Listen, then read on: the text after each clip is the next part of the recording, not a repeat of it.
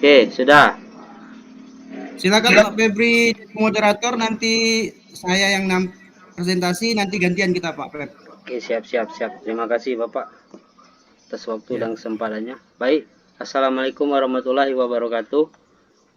Waalaikumsalam warahmatullahi wabarakatuh. Alhamdulillah pada hari ini kita masih diberi kesempatan untuk dapat hadir dalam forum ini.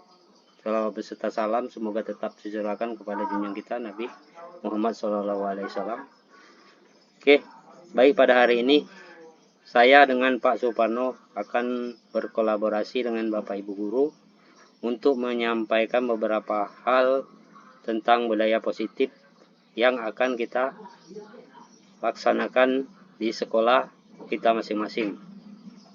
Jadi ada beberapa hal kami di sini akan menyampaikan, akan membagi sedikit ilmu yang dapat kami bagikan. Jadi ada beberapa hal yang ingin kami sampaikan nanti tentang budaya positif, bagaimana membuat keyakinan kelas, terus merestitusi peserta didik dan yang lainnya. Nanti akan kami jelaskan bersama-sama. Mungkin bisa dilanjut Pak, apa saya apa Bapak yang dulu yang menyampaikan ini?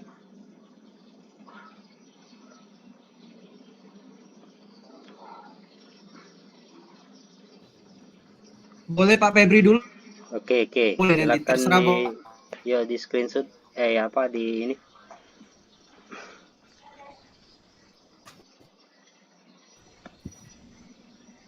Presentasinya Pak. presentasi materi saya dulu ya berarti ya Pak? Ya, sama ya, sama. Saya jadi, Bapak jadi. Oke, saya share dulu ya punya saya ya. Ya.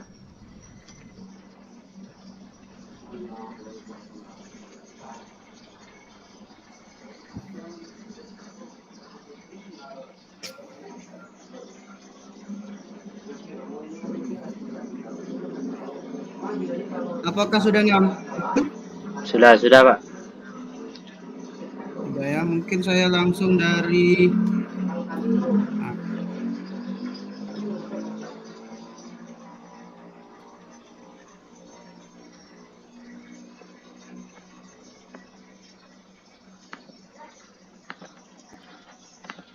Baik.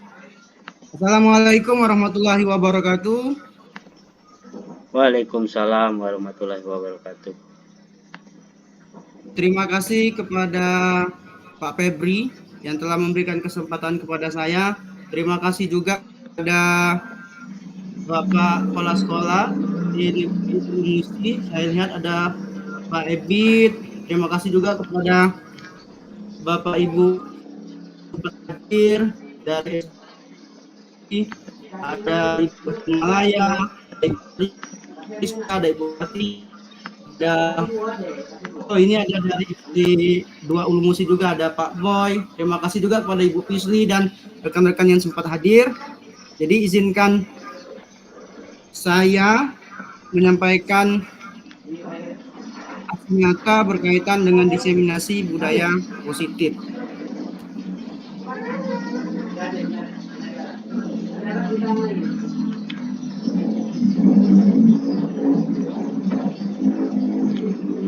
Budaya positif anak positif yang sangat mendukung dalam menciptakan pelajaran, karena dengan suasana yang positif murid dan guru akan menemukan suatu kondisi pembelajaran yang menyenangkan, sehingga proses pelajaran berjalan tanpa adanya suatu beban, akan tetapi menjadi suatu kebutuhan. Budaya positif adalah suatu kebiasaan di dalamnya mengandung sejumlah kegiatan yang mampu menumbuhkan karakter murid. Untuk mewujudkan budaya positif harus dilakukan sejak dini, mengingat dalam prosesnya membutuhkan waktu yang lama dan konsisten dari setiap stakeholder yang ada. Konsep inti budaya positif nanti mungkin saya akan menyampaikan sampai pada motivasi perilaku manusia, nanti akan dilanjutkan posisi kontrol, keyakinan kelas, dan segi tiga restitusi akan diteruskan oleh Pak Febri Murdani.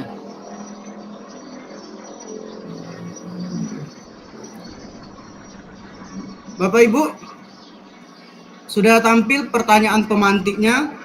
Hukuman dapat mendisiplinkan anak. Setuju apa tidak, Bapak Ibu? Setuju, Pak. Boleh ditulis di kolom tidak? Boleh ditulis dalam chat.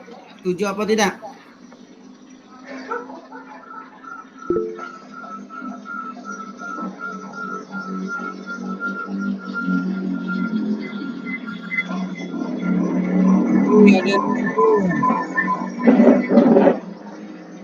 Ibu Gerza setuju, Ibu Helma setuju.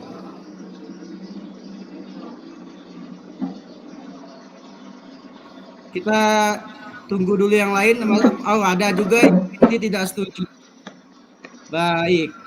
Yang kedua, pemberian hukuman dengan hal positif seperti membaca atau membersihkan halaman sekolah dapat meningkatkan disiplin anak. Setuju? Tidak, Bapak Ibu? Baik, lalu memberikan penghargaan dapat meningkatkan motivasi belajar anak. Setuju apa tidak? Baik, ada yang setuju, ada yang tidak. Jadi, kalau budaya positif, nanti kita akan terjawab pertanyaan pemantik ini, Bapak Ibu.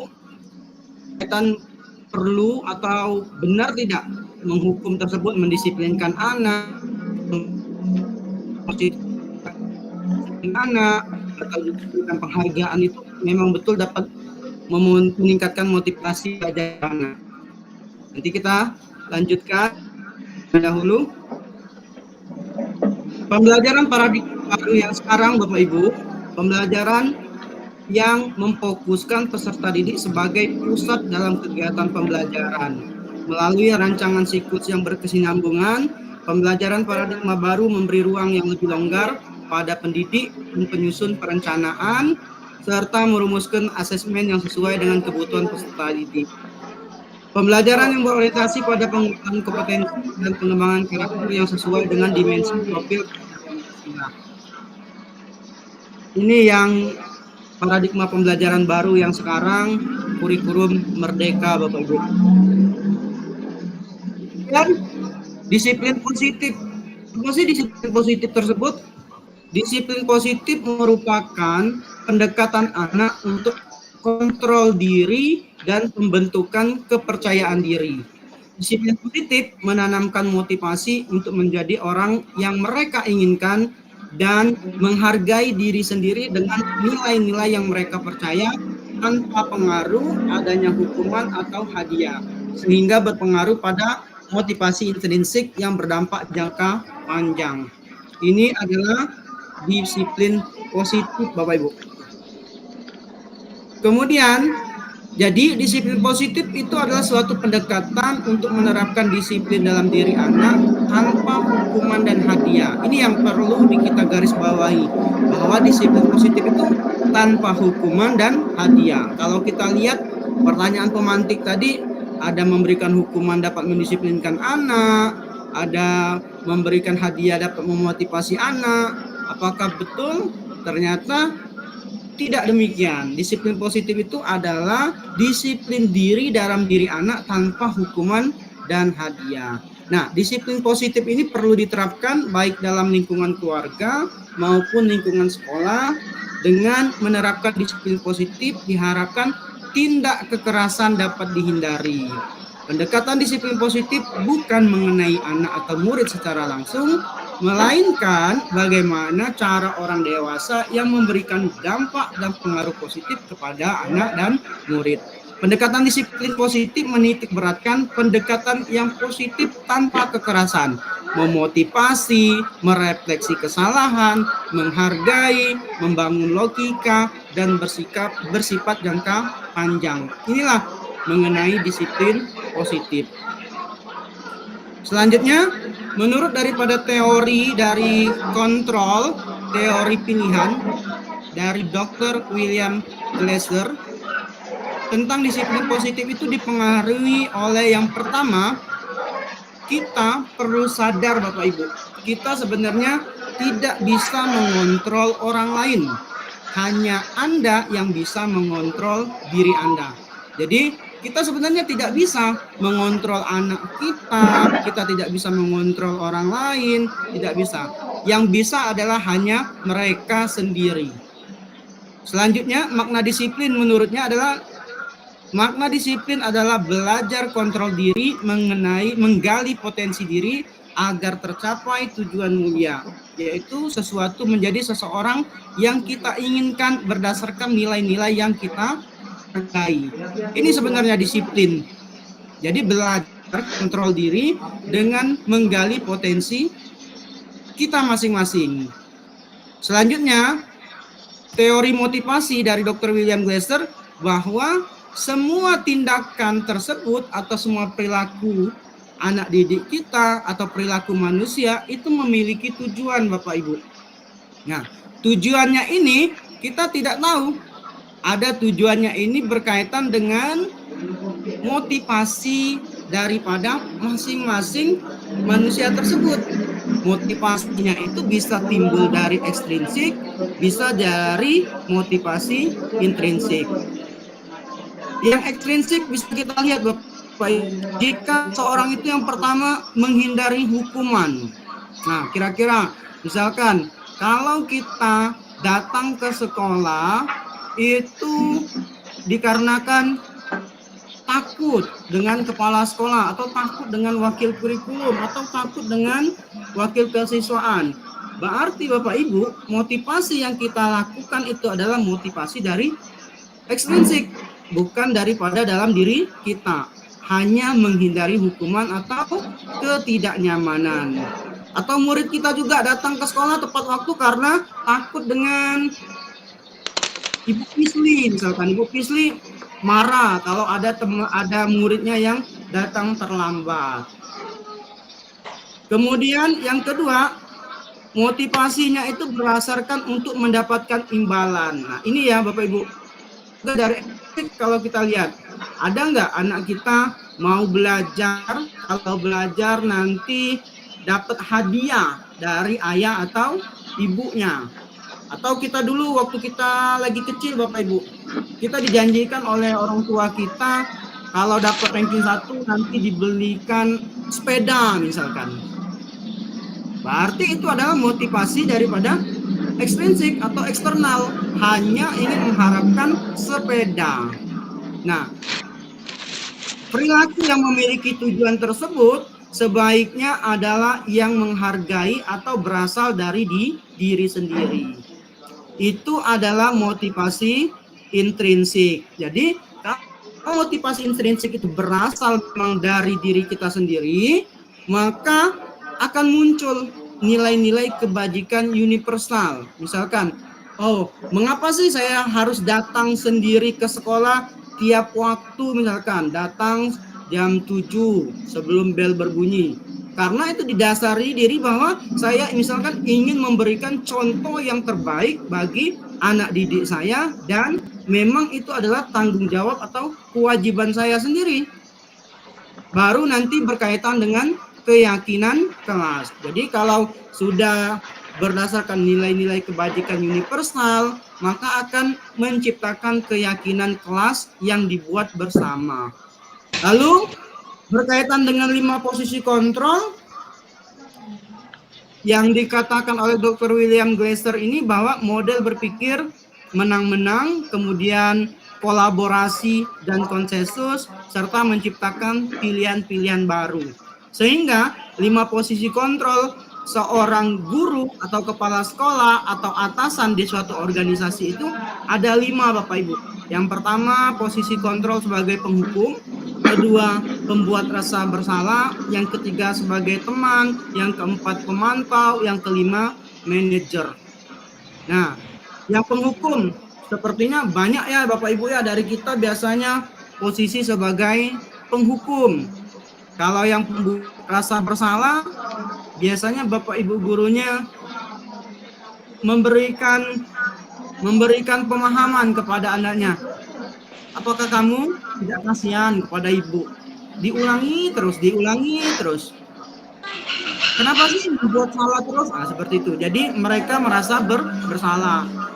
Kemudian untuk posisi kontrol ini, Bapak, bisa diterapkan dengan cara segitiga restitusi. Segitiga restitusi ini tahapannya adalah menstabilkan identitas, validasi tindakan yang salah, menanyakan keyakinan. Jadi kalau tadi itu kita tidak bisa mengontrol murid kita, terus murid kita melakukan sesuatu itu ada tujuan, ada motifnya, maka kita lakukan segitiga restitusi. Misalkan Bapak Ibu, ada anak murid kita yang mematahkan meja atau mematahkan pensil temannya misalkan, atau katakanlah mengambil makanan temannya. Itu suatu kegiatan yang salah sehingga temannya marah atau nangis dan terjadilah perkelahian. Bisa kita lakukan dengan melakukan segitiga restitusi, menstabilkan identitas. Nanti ini dijelaskan oleh Pak Febri lebih lanjut. Kemudian selanjutnya berkaitan dengan 5 kebutuhan dasar yang realitasnya kebutuhan kita berbeda-beda. Kita berusaha memahami pandangan orang lain tentang dunia. Setiap orang memiliki gambaran yang berbeda-beda. Jadi seseorang itu bertindak, berpandang, cara pandangnya itu berdasarkan dengan sudut pandang masing-masing. Kita bisa memahami pandangan mereka, tetapi mereka punya pandangan sendiri. Ini apakah yang pertama ada 5? Yang pertama bertahan hidup, penguasaan, cinta dan kasih sayang, kesenangan, atau juga kebebasan. Inilah berkaitan dengan disiplin positif. Jadi ada kita tidak bisa mengontrol diri dan orang lain, setiap perilaku memiliki tujuan, kemudian tujuannya tadi untuk memenuhi kebutuhan dasarnya, maka baru kita bisa melakukan yang namanya posisi kontrol terhadap diri maupun anak murid kita. Saya lanjutkan terlebih dahulu. Kebutuhan dasar manusia tadi sudah dijelaskan. Kemudian siswa yang melakukan pelanggaran pasti memiliki alasan. Alasan tersebut biasanya disebut dengan pemenuhan kebutuhan dasar manusia. Ketika guru sudah mampu memahami kebutuhan dasar setiap siswa, langkah yang dilakukan adalah dengan menerapkan disiplin positif. Jadi Bapak Ibu, kita penting sekali. Mengapa sih anak kita misalkan kalau belajar dia itu tidak memperhatikan kita, atau lebih suka tidur, lebih suka baring, atau lebih suka bernyanyi-nyanyi dan seterusnya. Berkaitan dengan dasar kebutuhan yang ada ini Bapak Ibu, yang berusaha dia penuhi. Kita sebagai guru harus memahami juga kebutuhan apa yang harus dipenuhi oleh murid kita. Pak Febri itu sudah direkam belum? Sudah ya?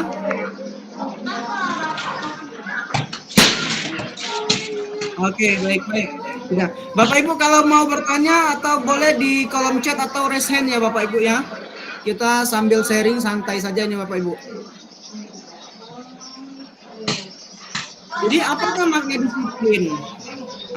Coba Bapak Ibu, apa yang terpikir daripada Bapak Ibu mengenai kata disiplin? Boleh ditulis di kolom chat.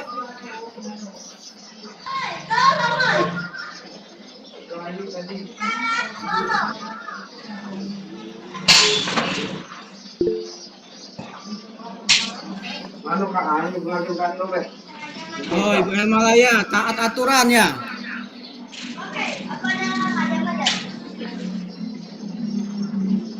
Ada lagi? Apa yang terpikirkan oleh Bapak Ibu mengenai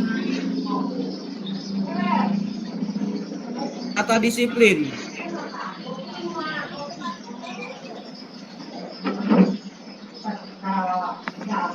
Oke, taat aturan. Ada lagi pendapatnya? Ibu Pisli mungkin? Apa Bu Pisli yang kalau menurut Ibu Pisli berkaitan dengan kata disiplin? Apa yang terlintas menurut Bu Pisli? Oke, kalau Ibu Gersa baik. Ibu Pisli bagaimana? Oke, mengikuti aturan. Ya, seperti itulah ya Bapak Ibu ya. Terima kasih Bapak Ibu yang telah merespon baik melalui kolom chat maupun ya, terima kasih ya. Jadi sebenarnya Bapak Ibu, disiplin itu sendiri kalau dari bahasa Latinnya itu adalah belajar artinya. Disiplin diri membuat orang menggali potensinya menuju sebuah tujuan apa yang dia hargai. Itu sebenarnya disiplin tuh, belajar menggali potensi untuk mencapai suatu tujuan apa yang dia hargai. Namun dalam budaya kita sepakat tadi ada yang aturan, taat aturan dan seterusnya. Makna kata disiplin tersebut telah mengalami perubahan menjadi sesuatu yang dilakukan seseorang pada orang lain untuk mendapatkan kepatuhan. Nah, ini ya. Kecenderungan umum adalah menghubungkan kata disiplin dengan ketidaknyamanan, bukan dengan apa yang kita hargai atau pencapaian suatu tujuan yang mulia. Ini ya Bapak Ibu ya, ini makna kata disiplin sebenarnya adalah belajar untuk menggali potensi untuk mencapai sesuatu yang dihargai. Kemudian tujuan disiplin positif adalah penerapan disiplin positif terbentuk murid-murid yang berkarakter seperti santun, jujur, peduli, bertanggung jawab, dan merupakan sesuai dengan standar kompetensi lulusan yang diharapkan. Ini tujuan daripada disiplin positif. Selanjutnya berkaitan dengan nilai-nilai kebajikan universal. Nilai-nilai kebajikan adalah sifat-sifat positif manusia yang merupakan tujuan mulia yang ingin dicapai setiap individu. Nilai-nilai tersebut bersifat universal dan lintas bahasa, suku, bangsa, agama, maupun latar belakang. Setiap perilaku atau perbuatan memiliki tujuan. Dengan mengaitkan nilai-nilai kebajikan yang diyakini seseorang, maka motivasi intrinsiknya akan terbangun, sehingga menggerakkan motivasi dalam untuk mencapai tujuan yang diinginkan. Nilai-nilai kebajikan yang ingin dicapai oleh setiap anak Indonesia kita kenal dengan profil pelajar Pancasila. Ya, kalau sekarang 3 tahun ya, 3 tahun sekarang kita mungkin sering sekali mengenal yang namanya profil pelajar Pancasila. Apalagi kalau sekarang kurikulum merdeka itu sudah diterapkan secara nasional ya. Jadi tahun ini sudah diterapkan secara nasional.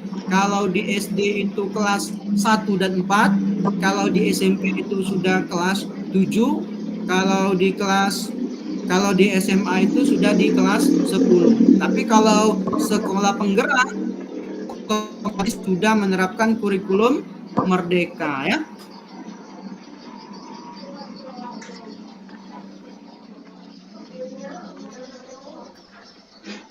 Jadi sudah.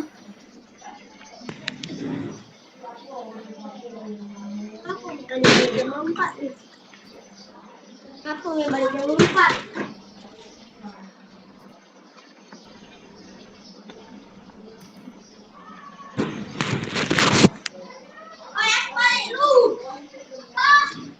Oke, berkaitan dengan penghargaan tadi Bapak Ibu. Tadi ada juga pertanyaan penanti mengatakan apakah benar penghargaan itu bisa memberikan motivasi yang baik atau berdampak kepada kita? Ternyata yang nilainya sama menghukum seseorang. Kok bisa? Bagaimana sih penghargaan itu bisa menghukum seseorang? Yang pertama, pengaruh jangka pendek dan jangka panjang atau kecanduan penghargaan. Katakanlah kalau orang yang mendapatkan hadiah dari ibunya kalau sukses di suatu tempat, maka ketika dia tidak mendapatkan hadiah pada saat dia sukses juga pada kesempatan yang sama, maka dia akan merasa kecewa. Inilah yang dimaksud dengan kecanduan penghargaan. Kemudian yang kedua, penghargaan tidak efektif. Mengapa? Mengharap kepada penghargaan. Jadi ada hasil penelitian bahwa ada suatu komunitas penulis berhasil menulis karya tulis dengan berkelompok secara bersama-sama akan mendapatkan suatu apresiasi berupa penghargaan. Ternyata setelah dilakukan kurang lebih 1 tahun, penulisan tersebut tidak efektif, tidak berhasil. Akhirnya apa? Mengharapkan penghargaan tersebut. Kemudian penghargaan merusak hubungan. Nah, Bapak Ibu ini ya. Mengapa sekarang mungkin di sekolah-sekolah tidak lagi ranking 1 dan ranking 2, ranking 3 dan seterusnya.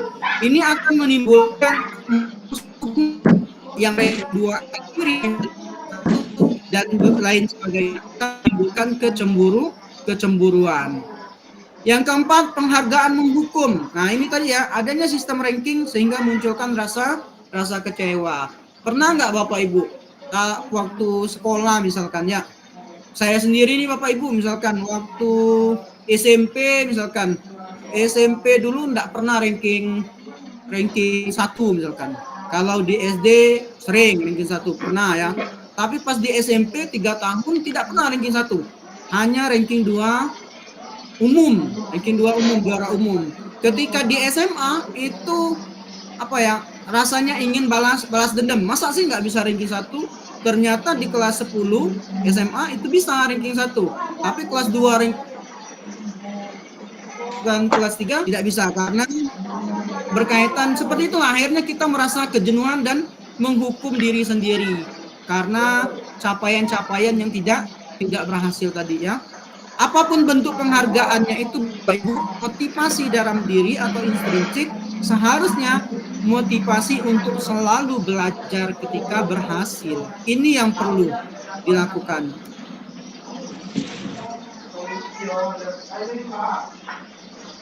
Nah, kira-kira bentuk dihukum oleh penghargaan apa yang bisa kita lakukan Bapak Ibu? Penghargaan tadi juga menurunkan kualitas, mematikan kreativitas, mengurangi motivasi intrinsik, motivasi yang dari dalam diri benar-benar Bapak Ibu. Yang harus kita lakukan yang pertama, beri dukungan secara khusus, kemudian beri pengakuan secara pribadi, kemudian beri pengakuan kepada semua murid atau bergantian secara konsisten dan fokus pada proses. Mungkin dari saya kembalikan kepada moderator untuk meneruskan materi selanjutnya Pak Febri. Oke, baik.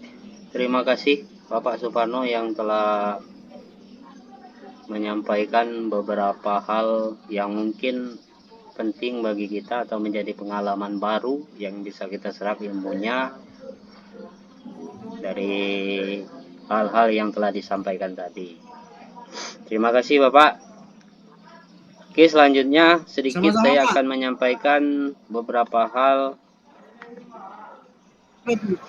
Oke, terima kasih Bapak Suparno yang telah membantu. Mungkin kendala karena direkam ini, mungkin ada sedikit kendala teknis. Baik Bapak Ibu, sekarang posisi saya akan menjelaskan bagaimana posisi kontrol yang mempelajari teknik strategi untuk mengatur tingkah laku manusia untuk berperilaku dan bersikap sesuai dengan norma dan nilai. Jadi nilai itu nilai yang kita yakini semua bahwa nilai itu benar, bahwa nilai itu baik, bahwa nilai itu tidak baik. Jadi nilai yang berlaku maksudnya di sini itu nilai yang kita yakini. Yakini bahwa itu baik, bahwa itu benar, bahwa itu tidak baik. Jadi ada 5 posisi kontrol guru di sini. Yang pertama itu sebagai penghukum.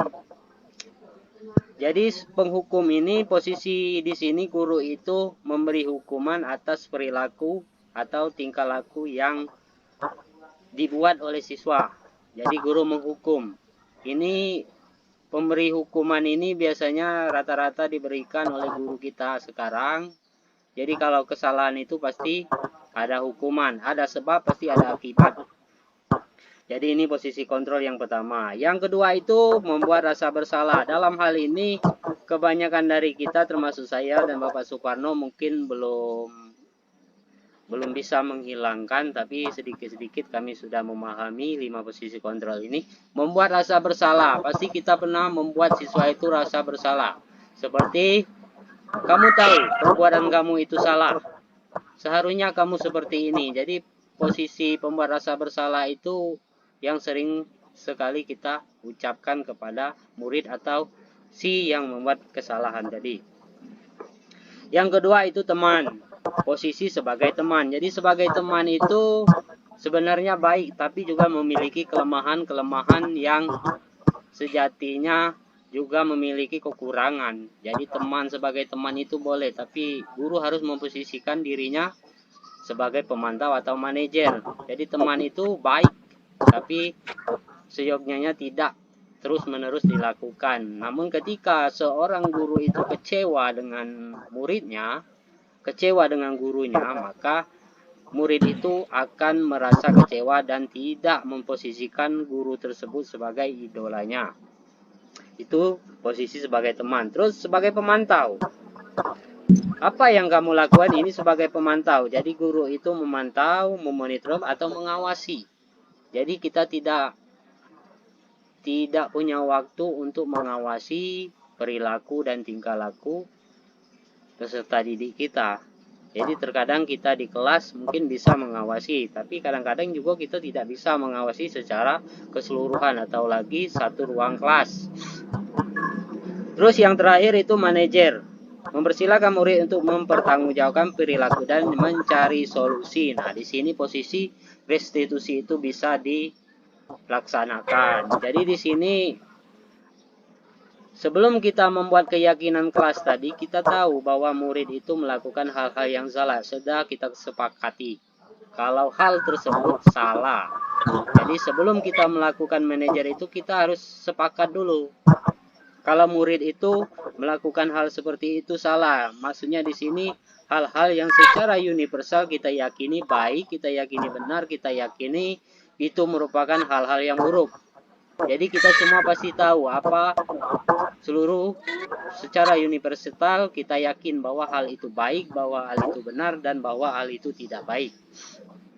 Nah, maka Mohon setelah maaf, itu Pak kita Feby, ya. Ibu Pisli itu ada Ibu Helmalaya minta tolong suaranya dimatiin mic-nya karena nggak kedengar, mungkin berisik ya. Maaf Ibu Pisli ya. Terima kasih Ibu Elma telah mengingatkan.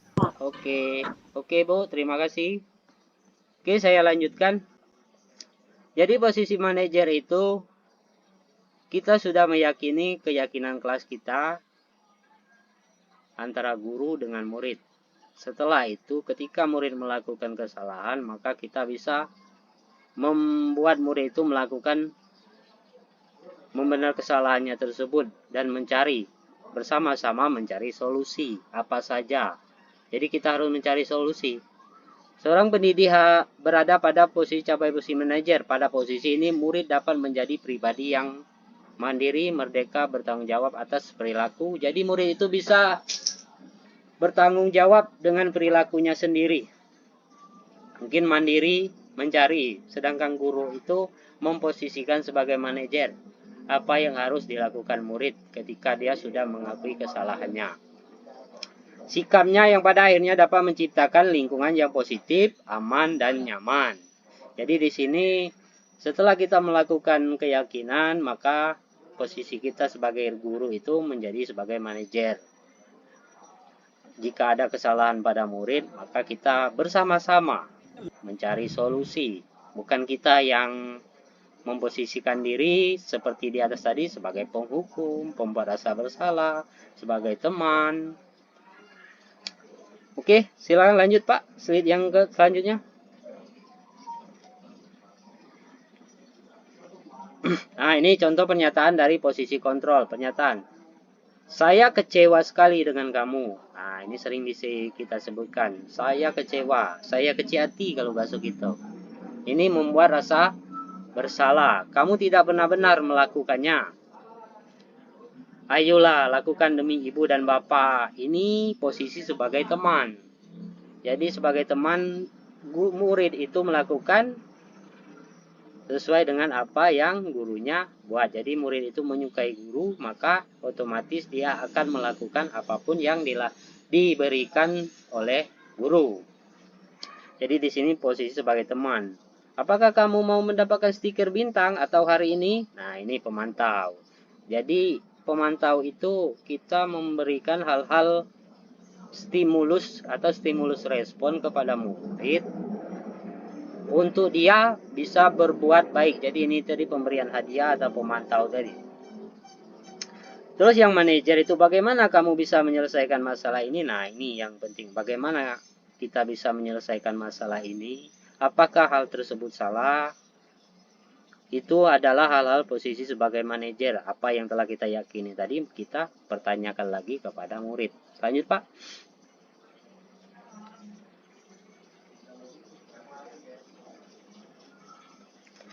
Oke, sekarang kita masuk ke restitusi. Jadi restitusi itu menciptakan kondisi bagi murid untuk memperbaiki kesalahan mereka, sehingga mereka kembali pada kelompok dengan karakter yang lebih kuat. Jadi restitusi itu tujuannya menciptakan kondisi bagi murid supaya dia memperbaiki kesalahan yang dia lakukan. Yang mengajarkan murid untuk mencari solusi untuk masalah mereka dan membantu murid berpikir tentang orang seperti apa yang mereka inginkan. Tujuan mulia dan bagaimana mereka harus memperlakukan orang lain. Jadi balik lagi ini keyakinan universal yang kita yakini tadi bahwa hal itu benar, bahwa hal itu tidak baik dan sebagainya. Lanjut, Pak.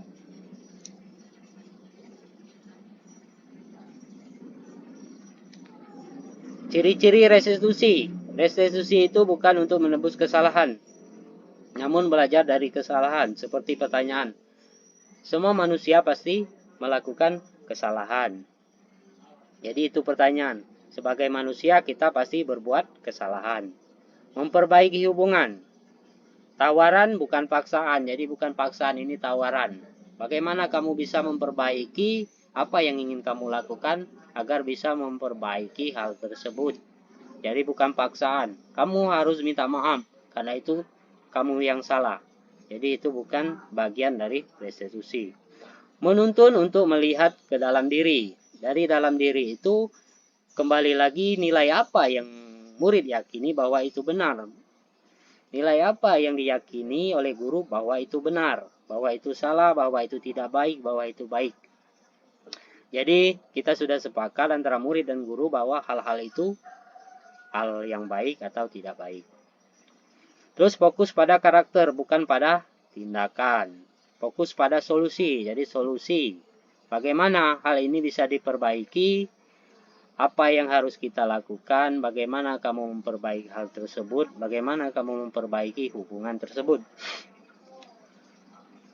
Jadi restitusi itu mengalihkan murid yang berbuat salah pada kelompoknya. Jadi sebagai manusia, kita bukan hanya murid, kita sebagai guru saja.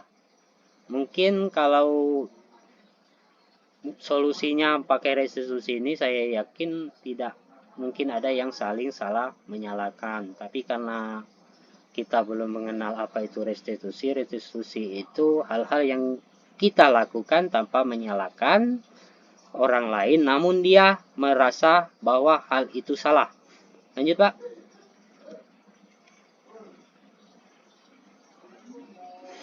Nah, ini segitiga restitusi. Yang pertama itu validasi tindakan yang salah, menanyakan keyakinan, itu menstabilkan validasi yang salah dan menanyakan keyakinan. Oke, kamu tentu punya alasan mengapa kamu melakukan hal tersebut. Jadi di sini kita menstabilkan identitas murid dulu. Adakah cara yang lebih efektif untuk mendapatkan apa yang kamu butuhkan? Keyakinan kelas apa yang telah kita sepakati? Jadi sebelum melakukan restitusi itu kita harus membuat keyakinan kelas atau keyakinan sekolah. Termasuk keyakinan kelas itu apa saja yang kita yakini bersama-sama bahwa hal itu benar, bahwa hal itu salah. Kamu ingin menjadi orang seperti apa? Setiap orang pasti pernah melakukan kesalahan. Jadi di sini menstabilkan identitas itu, kamu bukan satu-satunya yang pernah melakukan hal tersebut. Jadi kita stabilkan dulu identitasnya. Jangan kita langsung memposisikan murid itu merupakan sebagai sesuatu korban. Setelah stabil identitasnya, setelah emosinya menurun, setelah emosinya tidak lagi Ini baru kita validasi tindakan yang salah. Jadi apa saja pertanyaan tentang validasi tindakan yang salah itu? Kamu tentu punya alasan. Jadi kembali lagi kebutuhan apa yang disampaikan Pak Parno tadi. Apa sih alasan murid itu melakukan sesuatu? Oh, mungkin dia ingin diperhatikan, mungkin dia kekurang kasih sayang. Jadi itu validasi tindakan yang salah. Harusnya kamu tidak seperti ini kalau kamu ingin mencari perhatian. Adakah cara yang lebih efektif? Apa yang kamu butuhkan? Ini banyak yang harus dilakukan. Terus menanyakan keyakinan. Kita tanyakan lagi keyakinan. Keyakinan apa yang telah kita sepakati? Dan pada akhirnya kamu ingin menjadi orang seperti apa? Seperti apa yang kamu ingin menjadi seorang seperti apa? Apa keyakinan kita yang telah kita sepakati? Bagaimana keyakinan kelas kita? Bagaimana keyakinan sekolah kita? Jadi itulah segitiga restitusi. Yang pertama itu menstabilkan identitas. Yang selanjutnya itu validasi tindakan yang salah. Dan yang terakhir itu menanyakan keyakinan. Oke, lanjut Pak.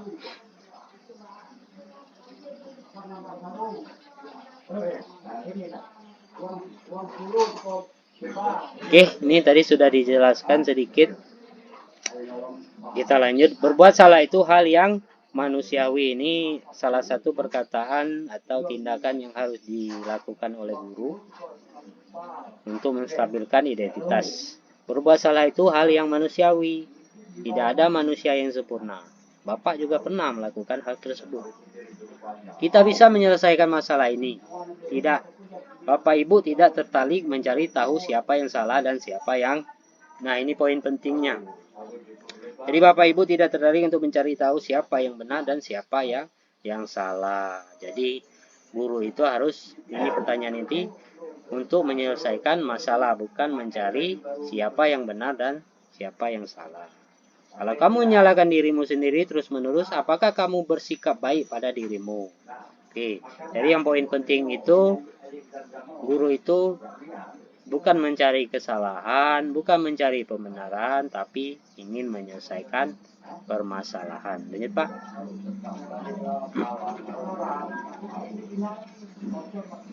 Sekarang validasi.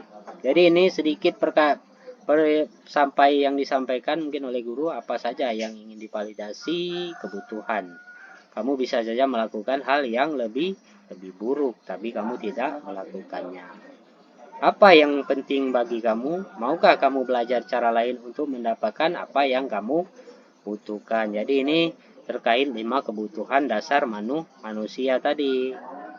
Rasa sayang, ingin penguasaan diri, kasih sayang, ingin diterima. Jadi 5 kebutuhan dasar itu merupakan salah satu faktor siswa itu melakukan sesuatu. Jadi pasti ada alasan di antara 5 kebutuhan dasar tersebut. Lanjut Pak.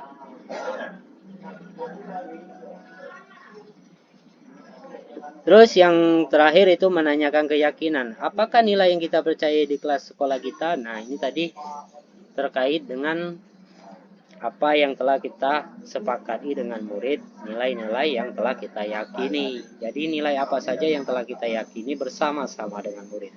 Bahwa secara universal itu benar, itu salah. Nilai universal apa yang telah kita sepakati? Kelas yang ideal seperti apa? Yang ideal seperti apa sih? Kamu ingin menjadi anak seperti apa?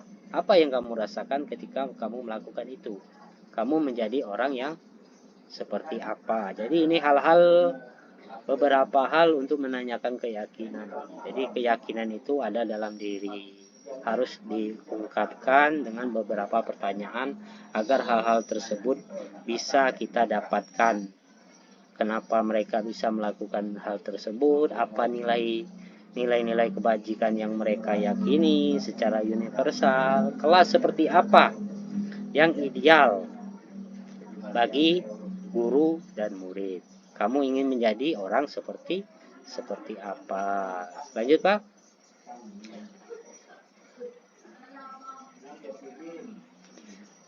Oke, ini sedikit hukuman konsekuensi dan restitusi. Jadi setiap hukuman pasti ada konsekuensinya. Itu biasanya.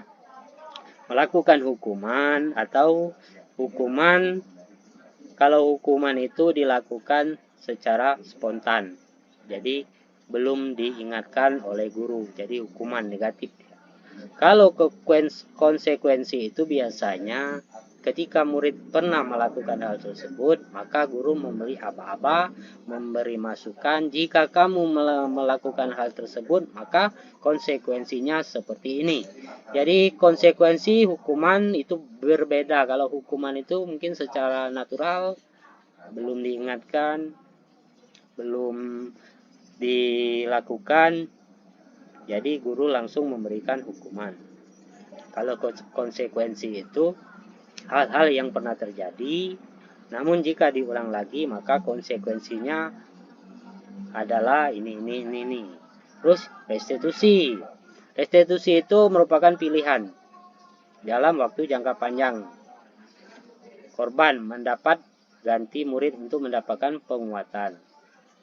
Masalah terpecahkan, murid belajar bertanggung jawab. Fokus pada pemecahan masalah. Jadi ada berapa tadi yang kita sampaikan, apa yang kamu yakini, apa yang bisa lakukan untuk memperbaiki masalah, murid menghormati dirinya dan orang lain. Jadi itulah perbedaan antara hukuman, konsekuensi, dan restitusi. Mungkin sedikit lanjut, Pak. Oke, terima kasih. Mungkin itu Bapak Ibu yang dapat saya sampaikan mengenai beberapa hal tadi tentang segitiga, restitusi, dan hal-hal yang lain bersama Bapak Suparno tadi, yang lebih awal menjelaskan apa saja budaya positif, bagaimana melaksanakan budaya positif. Jadi hal tersebut mudah-mudahan bisa memberikan sedikit ilmu kepada Bapak Ibu untuk mempraktekannya di sekolah masing-masing. Oke, untuk selanjutnya di sini bagi Bapak Ibu yang belum jelas atau belum memahami tentang apa yang kami sampaikan dengan Bapak Suparno tadi, mungkin boleh ditanyakan lagi. Insya Allah kami bisa menjawab sesuai video yang Bapak Suparno sampaikan. Jadi segitiga restitusi itu kembali apa menstabilkan identitas, validasi tindakan, dan menanyakan keyakinan. Jadi salah satunya seperti ini, bisa berbentuk hal-hal yang kesalahan secara biasa atau yang luar biasa seperti sampai berkelahi. Oke, Bapak Ibu, mungkin di sini mungkin Bapak Ibu mungkin banyak kegiatan lain karena ini sudah jam 17.14. Kalau ada pertanyaan nanti silakan japri saja versi WA antara saya atau dengan Bapak Suparno. Mungkin ada beberapa hal yang belum jelas karena ini terutama ibu-ibu ini mungkin mau masak, mau mandikan anak dan sebagainya. Oke, terima kasih banyak sudah meluangkan waktu pada hari ini. Saya terutama dan Pak Suparno berterima kasih sebanyak-banyaknya. Oke, kita akhiri sesi hari ini dengan mengucapkan lafaz hamdalah, alhamdulillahirabbil alamin. Oke, Pak Suparno, ada yang ingin disampaikan? Baik, Bapak Ibu, terima kasih khususnya kepada kepala sekolah saya, Pak Muhibbi, kepada Bapak Ibu guru SD Negeri 7 yang sempat hadir, kemudian pada SD Negeri 9 Ulu Musi, SD Negeri 2 Ulu Musi juga ada, SD Negeri 3 Ulu Musi ada juga tuh Pak Boy ya. Kemudian terima kasih banyak, mohon maaf bila ada kekurangan dari kami. Saya akhiri, wassalamualaikum warahmatullahi wabarakatuh. Waalaikumsalam warahmatullahi wabarakatuh. Oke, silakan Bapak Ibu yang ingin log out keluar, kami persilakan.